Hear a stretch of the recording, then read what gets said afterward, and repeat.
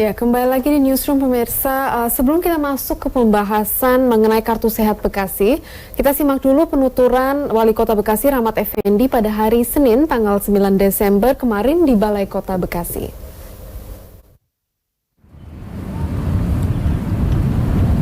Saya Wali Kota Bekasi menyampaikan kepada saudara-saudara sekalian berkenaan dengan simpang siurnya berita kebijakan tentang layanan kesehatan yang ada di Kota Bekasi.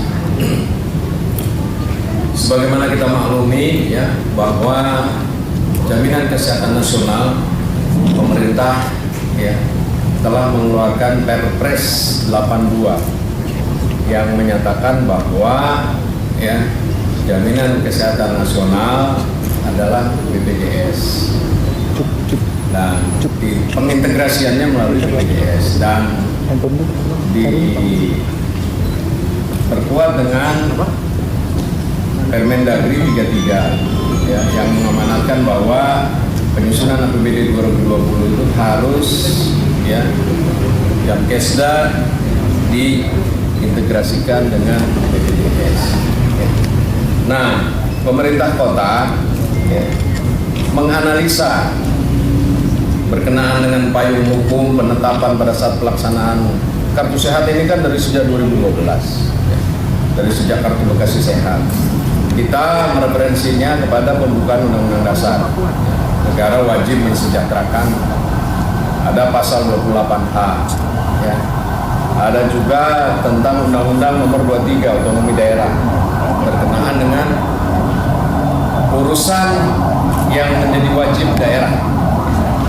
Itu ada pendidikan, ada kesehatan, ya, ada infrastruktur, ada tata ruang, ada ketertiban dan sosial. Itu urusan wajib daerah.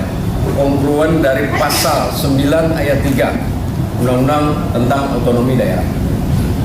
Saya selaku wali kota melihat ada yang salah, di mana dari Undang-Undang Nomor 40 ya tentang Sistem Jaminan Kesehatan Nasional, Undang-Undang Nomor 24 ya ke Perpresnya ya sehingga terjadi monopoli. Padahal kita daerah mampu melaksanakan aplikasi itu dengan sebaik-baiknya. Nah, kita patuh terhadap ketentuan. Oleh karena itu terhitung semalam kami sudah merapatkan hal ini dengan tim advokasi akan melakukan judicial review ya terhadap Undang-Undang Nomor 24 ya Undang-Undang Nomor 40 ya, bukan badannya tapi pada sistem pelayanan jaminan kesehatannya ya, dan juga mau melakukan fatwa kepada MA ya tentang Perpres 82 dan Perpres 75 perubahan dari 82 ya, dan Permendagri 33. Jadi kita tidak perlu berkelit kepada persoalan-persoalan teknis ya, kita serahkan kepada proses hierarki perundang-undangan ya, karena kalau kita melihat dari kewenangan daerah, Undang-Undang 23 itu jelas mengatur tentang kewenangan kepala daerah ya. Oleh karena itu kami berharap dan mohon dukungan kepada seluruh ya warga masyarakat Kota Bekasi yang beberapa tahun ini telah diberikan ya, satu pelayanan nyata tentang kesehatan yang ada di Kota Bekasi. Ya. Pemerintah melakukan dan memutuskan untuk judicial review dan meminta Pak. Ya pemirsa, kami mungkin akan mulaikan dialog ini dengan Bu Evi dulu ya. Bu Evi, apakah ada komentar, mungkin ada komentar soal pernyataan Wali Kota Bekasi Rahmat Effendi yang kita baru lihat saja, dan mungkin tanggapan Bu Evi mengenai kartu sehat ini yang diberhentikan sementara di Bekasi? Kita bersama-sama sudah melihat pernyataan dari Bapak Wali Kota, Bapak Rahmat Effendi yang menyatakan tentang pencabutan penyelenggaraan KS di Kota Bekasi. Dan seiring juga dengan pernyataan beliau bahwa tahun anggaran 2020 bahwa KS masih tetap bisa diakses oleh semua warga Bekasi. Dan ini yang menimbulkan kerancuan, kebingungan di tengah masyarakat. Saya sebagai wakil dari warga di Kota Bekasi sering ketemu dengan masyarakat yang mempertanyakan masalah ini tentang ketidakkonsistenan pernyataan dari Bapak Wali Kota. Padahal sudah jelas bahwa KS itu ada payung hukumnya. Di Perda nomor 9 tahun 2018 sudah mengatur tentang pelaksanaan KS itu sendiri. Nah, artinya kalau akan dicabut ketentuan KS ini tentu harus lewat mekanisme. Padahal pencabutan KS ini tidak juga dikomunikasikan dengan DPRD. Ya, kita harapkan bahwa nanti akan ada komunikasi tentang kelanjutan KS ini. Padahal ketok palu APBD tahun 2020 itu sudah menganggarkan hampir 400 miliar untuk KS. Nah, ini kita coba akan sinkronisasi, kita bisa panggil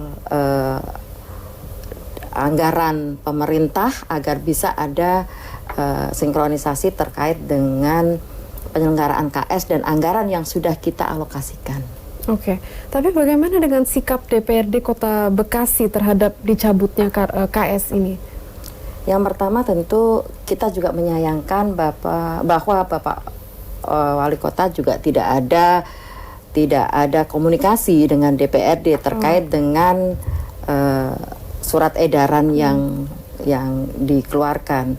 Nah, harapan kita nanti kita bisa komunikasi untuk menentukan langkah-langkah kemudian agar KS ini kan sebenarnya dimanfaatkan oleh seluruh masyarakat di Kota Bekasi. DPRD pasti mensupport bahwa program ini program kesejahteraan untuk penjaminan kesehatan masyarakat Kota Bekasi. Hanya kemudian yang perlu diatur seperti yang sudah kita sampaikan juga bahwa perlu ada perbaikan-perbaikan terkait dengan penyelenggaraannya. Kita semua tahu bahwa KS ini juga cukup menyedot budget keuangan daerah yang tidak sedikit, akan tetapi kalau penyelenggaraannya disesuaikan dengan ketentuan undang-undang, mudah-mudahan ke depan KS ini harus sudah bisa terintegrasi dengan BPJS sesuai dengan ketentuan Perpres.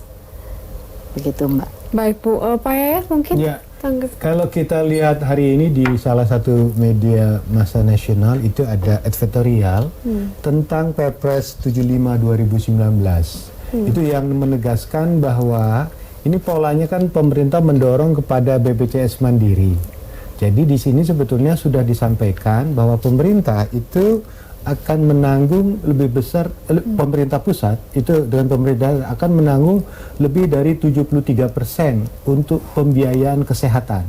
Nah, sisanya itu akan kemudian akan dibagi dua, APBN dan APBD. Kalau tidak salah APBD itu diperkirakan sekitar 40%. Totalnya itu APBN-nya 60%. Tapi komposisinya itulah yang belum dijelaskan. Nah, jadi sebetulnya kalau ini bisa dipahami, dicermati dengan Perpres 75 2019, itu memang ada penjabaran yang lebih rinci lagi sebetulnya terkait upaya untuk mendorong masyarakat lebih mandiri.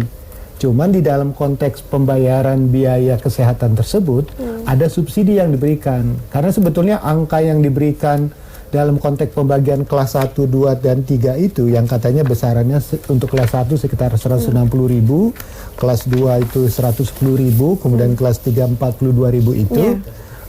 Kalau menurut hitungan dari Persatuan Aktuaris Indonesia itu sebetulnya angka realnya itu lebih tinggi lagi. Ya, kelas 1 itu 274, yang kelas 2 190, ada sisanya yang 131.000. Nah, di sini ada selisih yang memang harus dibayarkan oleh pemerintah melalui subsidi tersebut. Nah, yang menjadi pertanyaan kita kan begini, apakah ketentuan dari Perpres yang tahun 75 2019 ini sudah terinformasi enggak? Dan tadi juga dinyatakan oleh Pak Wali Kota bahwa ada ketentuan dari Permendagri yang baru yang melarang pemerintah daerah itu untuk menggunakan anggaran di APBD untuk biaya-biaya kesehatan yang terkait dengan KS tersebut, secara menyeluruh sebagian maupun secara parsial. Tapi kan petunjuk lebih lanjutnya belum ada. Nah, ini kan menjadi pertanyaan, ada aturan baru, kemudian ada ketentuan Kemendagri, cuman kalau dikaitkan dengan Perpres tahun 75, ketentuan Permendagri ini yang melarang dan membatasi itu belum disinergikan. Kalau menurut pengamatan saya, beban yang harus ditanggung oleh APBD itu yang harus dijelaskan terkait dengan mekanismenya. Ini kan ibaratnya karena kemarin sudah terasa dinikmati oleh masyarakat, kemudian tiba-tiba hentikan, masyarakat bertanya-tanya kan. Iya. Tapi dalam prakteknya pun kartu jaminan kesehatan daerah itu kadang-kadang berbarengan dengan orang yang menggunakan BPJS. Iya. Nah ini kan kadang-kadang di masyarakat, ini kalau sudah punya BPJS, boleh nggak memanfaatkan ini? Ini Iya. perlu kita perjelas Baik, dalamnya. Pak. Kami akan lanjutkan mengenai BPJS dan kasus kartu sehat ini setelah jeda yang satu ini. Pemirsa tetaplah di Newsroom. Iya.